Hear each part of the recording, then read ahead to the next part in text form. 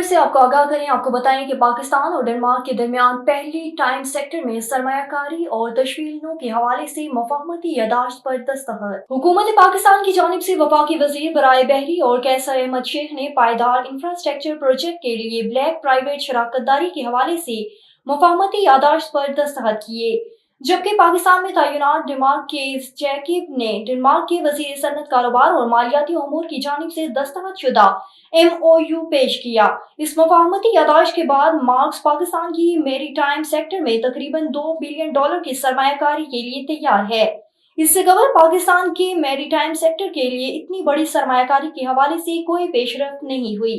मुफाहमती यादाश्त की इस तकरीब में वजीर खारजा मोहम्मद औरंगजेब, वजीर तिजारत जाम कमाल, वजीर मनसूबाबंदी एहसन इकबाल, वजीर सनत और तिजारत राना तनवीर, वजीर तवानाई अवैस लुगारी, director general SIFC major general Asad Rehman भी मौजूद थे।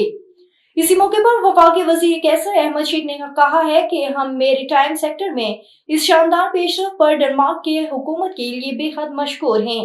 उन्होंने मजीद कहा कि इस यादाश्त के नतीजे में वजारत बहरी उमूर तमाम बंदरगाहों में लॉजिस्टिक्स के निज़ाम को मजबूत कर सकती है, कराची में गहरे पानी का कंटेनर टर्मिनल कायम कर सकती है, बैनुल अक़वामी बहरी तंजीम और यूरोपीय यूनियन के मेयार के मुताबिक गडानी में जहाजों की रिसाइकलिंग की सहूलियात बेहतर बनाई जा सकती हैं। पाकिस्तान मैरीन एकेडमी के नसाब और दीगर चीजों में जिद्दत के लाने के साथ साथ बंदरगाहों को मसलसल तकनीकी और तरबियती मदद भी फराहम की जा सकती है। बहरी उमूर के वजीर कैसर अहमद शेख ने पाकिस्तान की शॉपिंग इंडस्ट्री में मार्क्स कंपनी की अहमियत पर भी रोशनी डाली। उन्होंने बताया कि पाकिस्तान में कंटेनराइज्ड दरामदाद और बरामदाद में मार्क्स के पास सबसे ज्यादा मार्केट शेयर है।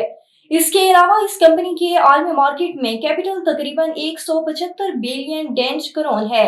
उन्होंने मजीद कहा है कि वजारत बहरी उमूर और डेनमार्क की हुकूमत इस मुफाहमती यादाश्त के लिए गुज़श्ता 6 माह से मुसलसल काम कर रही थी।